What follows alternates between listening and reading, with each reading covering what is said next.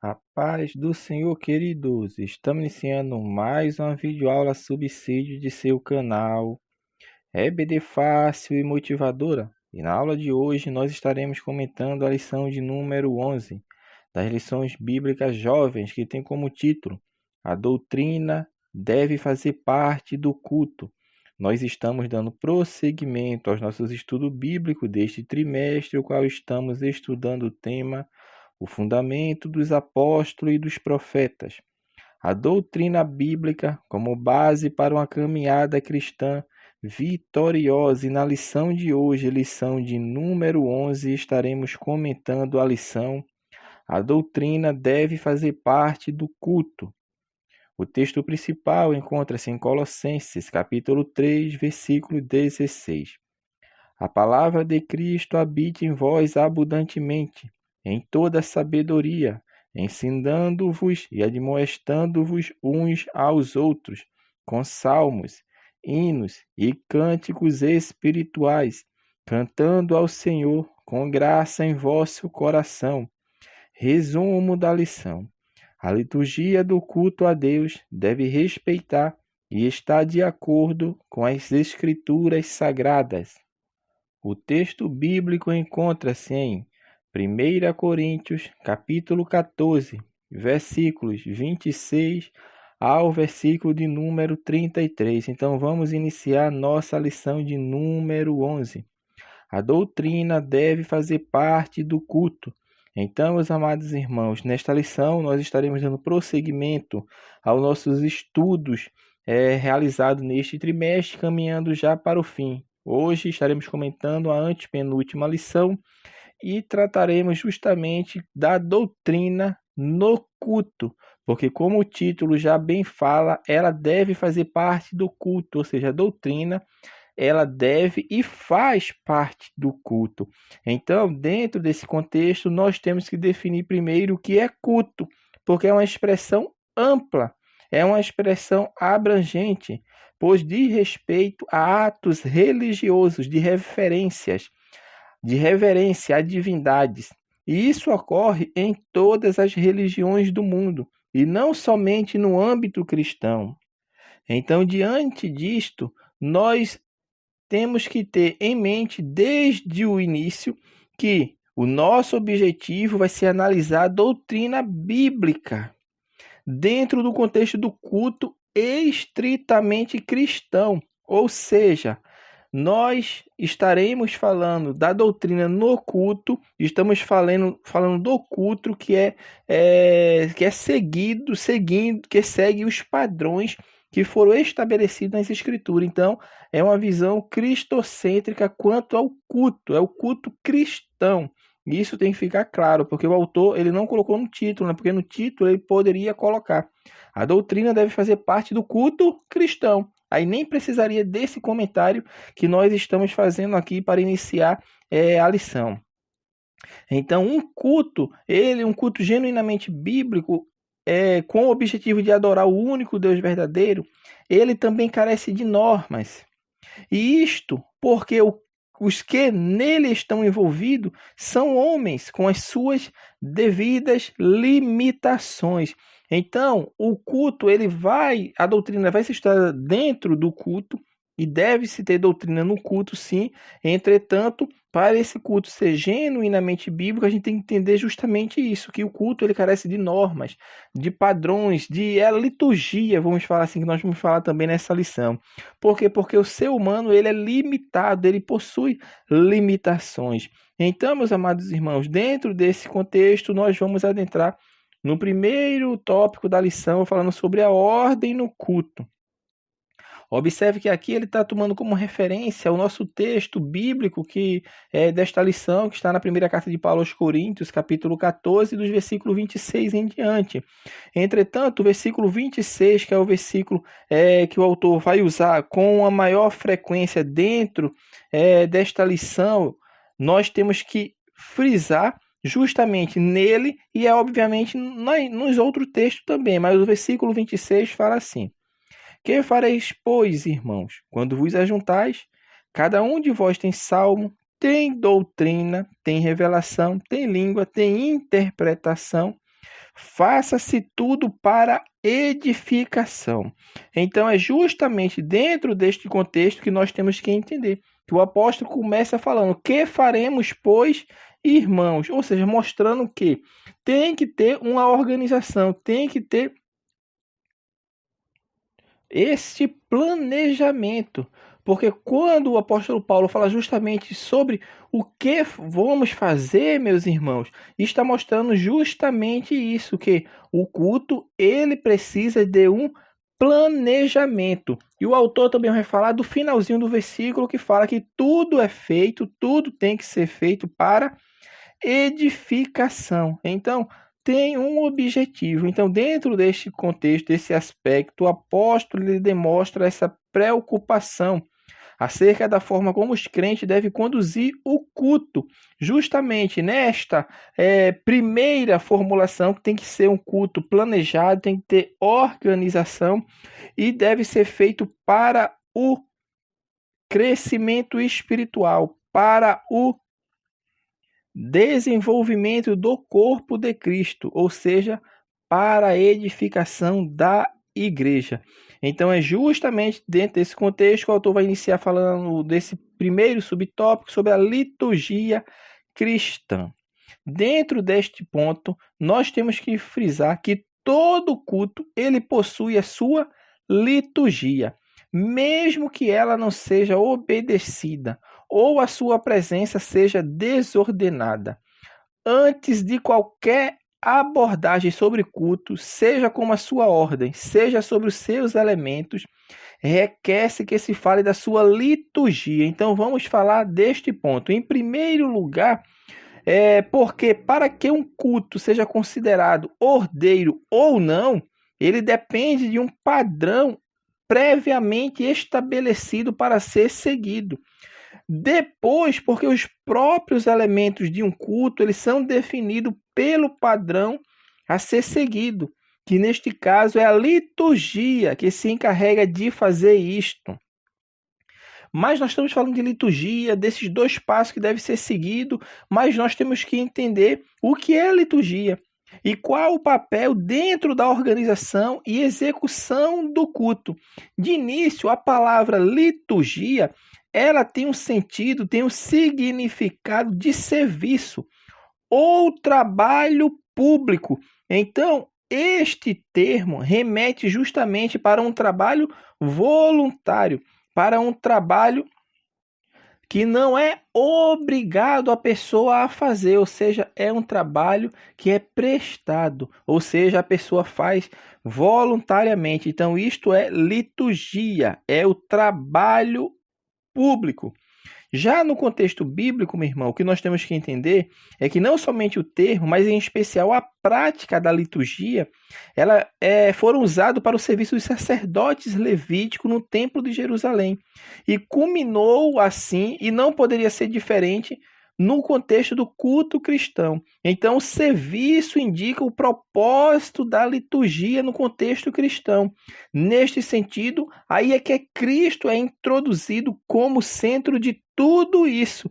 Porque durante todo o seu ministério ele trabalhou para servir aos outros, mas principalmente porque ele alcança o ponto mais alto do serviço, que foi oferecer a si mesmo como sacrifício vicário pelas nossas vidas. Então, a liturgia cristã, ela esboça esse sentido de serviço voluntário, de serviço público, não é algo que é obrigado ou algo que é forçado, mas algo que é de forma espontânea e voluntária, porque o serviço ele indica justamente o propósito da liturgia no contexto cristão.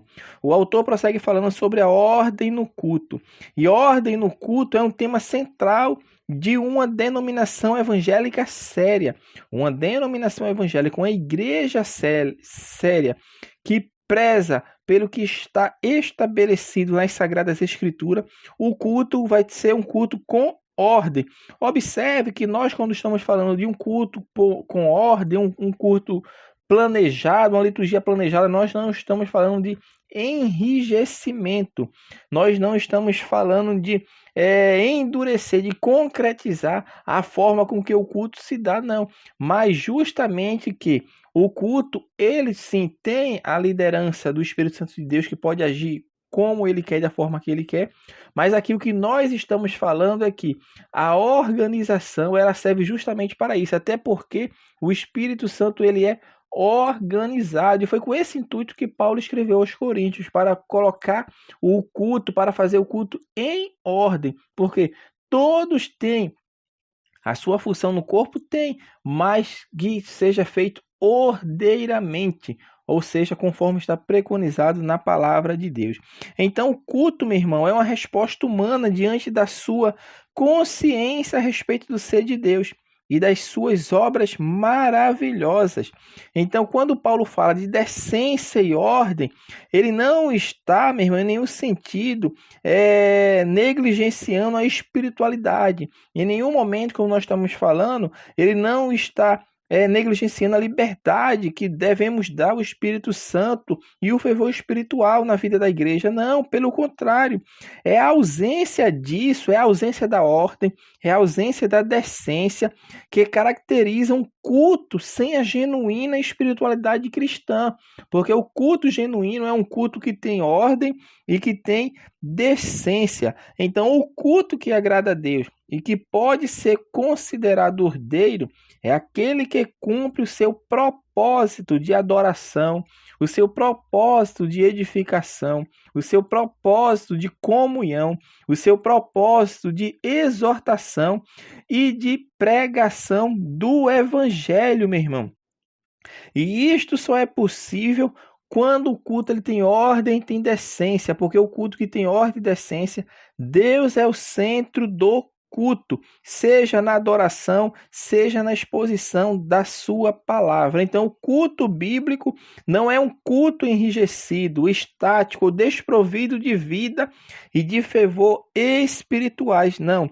Então, temos que entender neste ponto que a ordem no culto é para normalizá-lo, a fim de que o Deus vivo seja adorado com vida por meio dos seus elementos, ou seja, o culto ele tem elementos, que é o próximo ponto. O autor vai falar sobre elementos do culto. A liturgia ela cumpre o papel de orientar previamente a ordem do culto. Isso é liturgia, serviço público dentro do contexto cristão vai orientar a ordem no culto, que para ser colocado em prática depende dos seus elementos. Então a dinâmica de um culto verdadeiramente bíblico, ele é composto de 3 partes, isto é, a sua liturgia, a sua ordem e os seus elementos. Falamos da liturgia, falamos da ordem, agora vamos falar dos elementos. E para que servem esses elementos? Qual a função, o propósito?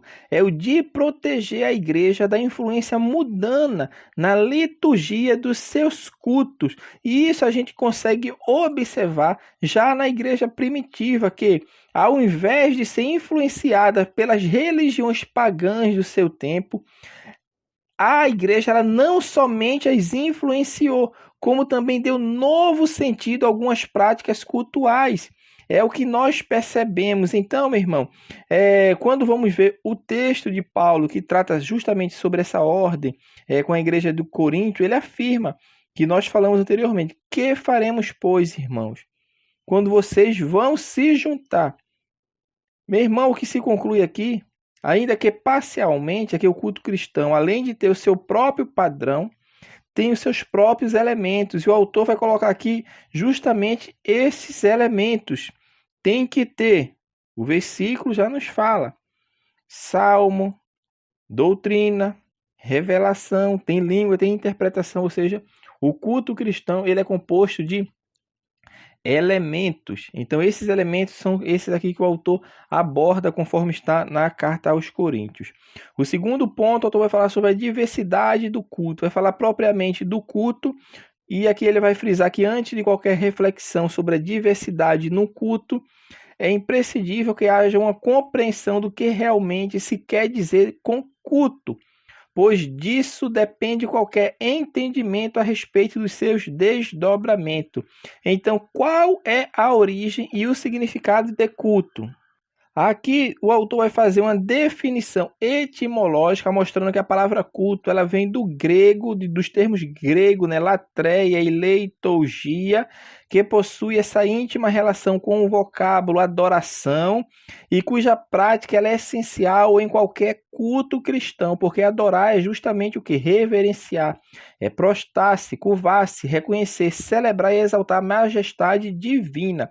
Então, meu irmão, culto ou cultuar, portanto, entregar-se a Deus em serviço e em adoração. Então, o culto, quando o autor coloca aqui que é entregar-se a Deus em serviço e adoração, ele não se restringe ao templo cristão, ao templo ao qual nós congregamos, não. O culto, ele é executado com a nossa vida, ou seja, o crente, ele exalta a Deus já com a sua vida. Por quê? Porque isso é que está testemunhando dele para o mundo, ou seja, o mundo vê nele que ele é um homem, uma pessoa que reverencia a Deus, que teme a Deus. Então, quando ele se entrega a Deus totalmente em serviço e adoração, ele está cultuando. Observe que o culto ele não se restringe ao templo ao qual nós congregamos. Então, meu irmão, culto é isto,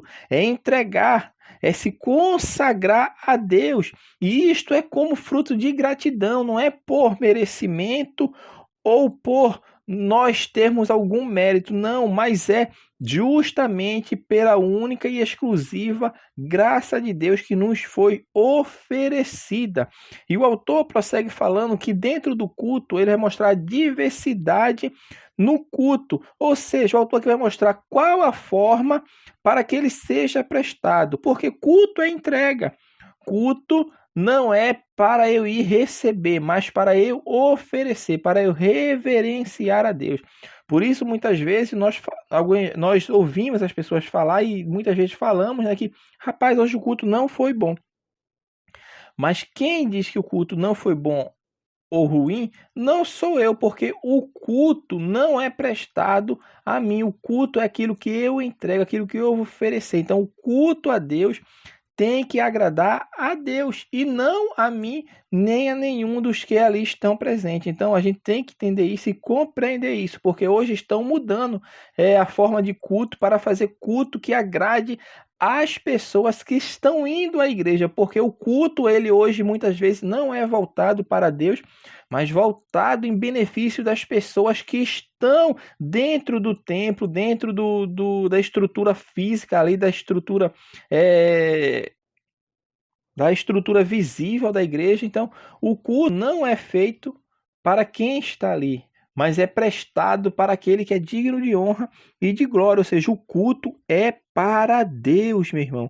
O culto é justamente para Deus. Então, dentro deste ponto aqui, que o autor vai falar sobre diversidade no culto, é justamente isso. Isso, quando nós falamos que o culto é entrega, isso quer dizer que ao participar de uma reunião de adoração a Deus, o crente ele deve ter em mente que a sua missão ali é de oferecer algo ao Senhor, e isso desde o Antigo Testamento é algo patente e visível dentro da comunidade de Israel, que o culto era aquilo que seria oferecido, que seria entregue a Deus através da obediência à sua palavra.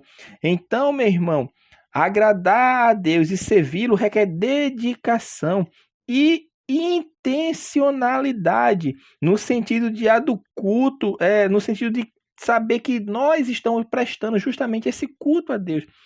Tem que ter essa intenção. Então, é agradar a Deus, sim. É servi-lo, sim. E isso requer dedicação e intenção. Tem que ficar bem claro isso. Paulo também vai enfatizar que o Espírito Santo ele é a fonte tanto dos dons espirituais quanto dos dons ministeriais, falando dessa diversidade no culto. Aqui ele vai falar um pouco sobre os dons espirituais, sobre essa diversidade dos dons espirituais quanto dos dons ministeriais que são distribuídos à igreja e com um objetivo principal, que é a edificação. E dentro dessa concepção, nunca e não deve haver espaço para ideias de divisões e nem mesmo de superioridade de um dom em relação ao outro. Por quê? Porque cada um cumpre o propósito para o qual foi designado. Há diversidade, sim, mas dentro dessa diversidade há uma unidade. Por isso o apóstolo Paulo, quando vai falar para a igreja em Corinto, ele faz a comparação justamente do corpo humano, mostrando que nós somos o corpo de Cristo, ou seja, a igreja. E a igreja, como corpo de Cristo, remete justamente à unidade que tem que ter. Embora são membros diferentes, assim como acontece no corpo, são membros diferentes, mas eles são um, ou seja, é apenas um corpo. Então, meu irmão, o Espírito Santo, ele é ordeiro. Ele preza e ele trabalha pela harmonia, pela paz e pela constituição da ordem. O autor vai encerrar esse tópico falando sobre unidade na diversidade. É o que nós falamos da diversidade no culto e agora da unidade na diversidade, que é este ponto que nós até comentamos anteriormente, mostrando a perspectiva que Paulo, inspirado pelo Espírito Santo, fala à igreja de Coríntio, fazendo essa analogia do corpo humano em comparação ao corpo de Cristo, mostrando que a mão era diferente do pé, a boca é diferente da orelha, assim como o nariz é diferente dos olhos. Entretanto, ele compõe um único corpo, ou seja, e nessa analogia mostrando que nós somos o corpo de Cristo. Eu não sou igual ao meu irmão, nem meu irmão é igual a mim. Entretanto, essa diversidade, essa diferença não deve causar divisão no corpo, porque fazemos parte do mesmo corpo, estamos inseridos no mesmo corpo, que no caso é o corpo de Cristo. Então isso tem que ficar claro para que nós possamos entender que a igreja ela é unidade e pelo Espírito Santo ela mantém a unidade justamente nessa diversidade. E para encerrar a lição, o autor fala sobre a exposição das escrituras no culto. Não poderia deixar de ter, no caso, que dentro desse contexto de ordem no culto, de decência, a palavra de Deus ela tem uma primazia, ela tem um tempo ímpar dentro do culto, porque o culto, quando é planejado, organizado, a palavra de Deus ela é ensinada e pregada conforme está nas Sagradas Escrituras, tendo Cristo como o centro da mensagem, não o homem, nem as benesses que Cristo pode dar ou poderia dar, mas primeiramente deve ser um culto de adoração voltado para Cristo, expondo as Escrituras. Por isso o autor fala no primeiro ponto, sobre este ponto aqui, que é expondo as Escrituras, que mostrando justamente isso, que o culto cristão, ele tem um papel importante dentro da comunidade cristã.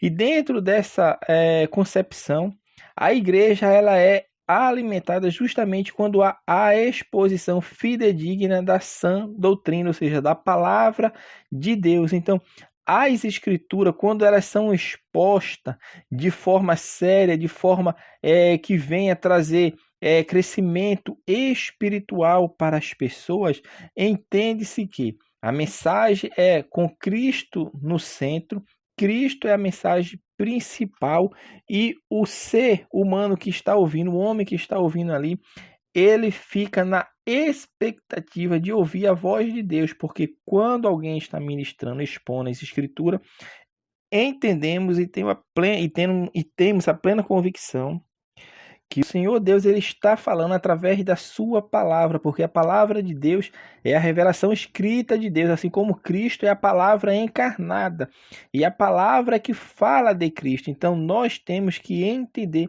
e compreender esta função essencial da exposição bíblica, que ela alimenta a igreja de Cristo, ela fornece vida espiritual aos que creem na palavra. O autor também vai falar sobre louvores que pregam as escrituras.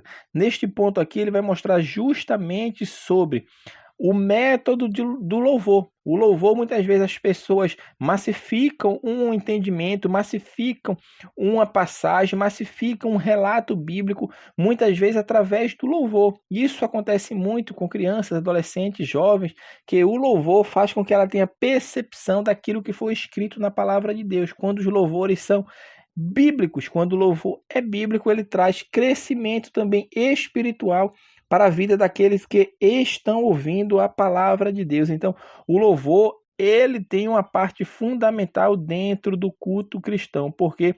Porque o louvor, ele também enaltece e engrandece a Deus e fala das obras que Deus efetuou. Então, meu irmão, a igreja ela deve trabalhar para que os seus louvores, os seus hinos, que sejam cantados nos cultos, eles reverberem a doutrina da igreja, ou seja, não louvores que venham como vento de doutrina, como falamos em lições anteriores, que tragam coisas que não estão preconizadas na Sagrada Escritura, ou que seja apenas louvores antropocêntricos, que seja voltado para o homem, que sejam louvores cristocêntricos, fundamentados e alicerçados na palavra de Deus. E entendendo isso, a igreja vai entender, que é o último ponto, falando sobre pregando as Escrituras. Observe que é praticamente semelhante ao primeiro ponto aqui. Um ele fala expondo as Escrituras e na outra pregando as Escrituras. Com expor as Escrituras, nós entendemos que seja mais voltado para a igreja, mas pregando as Escrituras, aqui o autor, eu não sei, mas eu acredito que ele estava pensando justamente no culto evangelístico, que é quando se prega as Escrituras, que ela deve ser anunciada em todo culto cristão. Isso ele até coloca no livro de apoio, que a Bíblia ela tem de ser anunciada em todo culto cristão. Entretanto, esse ponto aqui que o autor está falando aqui, está falando justamente que a pregação da palavra é uma missão, e essa missão ela foi dada à igreja, para que isto tenha destaque dentro do culto cristão, porque é por meio da pregação das Escrituras que vem a fé do homem que não crê, do incrédulo, do pecador, porque isso é que a palavra de Deus nos fala, que a fé vem pelo ouvir, e o ouvir a palavra de Deus. Então, irmão, neste ponto aqui de pregar as Escrituras, está falando justamente dessa busca, dessa missão que Deus deu à igreja para buscar e resgatar aqueles que estão afastados, que estão distantes dos caminhos de Deus. E este ponto aqui está frisando a missão que Deus deu à igreja, porque Deus deu à igreja não só a missão, mas Deus deu a capacitação, e a capacitação ela é efetuada através do Espírito Santo na nossa vida, para podermos pregar e expor as palavras de Deus com ousadia, para que as pessoas vejam e entendam e compreendam que só há um caminho que leva o homem à salvação eterna, e esse caminho é justamente através de Cristo. Então, meus amados irmãos, assim nós estamos encerrando a lição 11 das lições bíblicas jovens, que falou sobre a doutrina deve fazer parte do culto. Que Deus abençoe os irmãos e até a nossa próxima aula, se assim o Senhor permitir.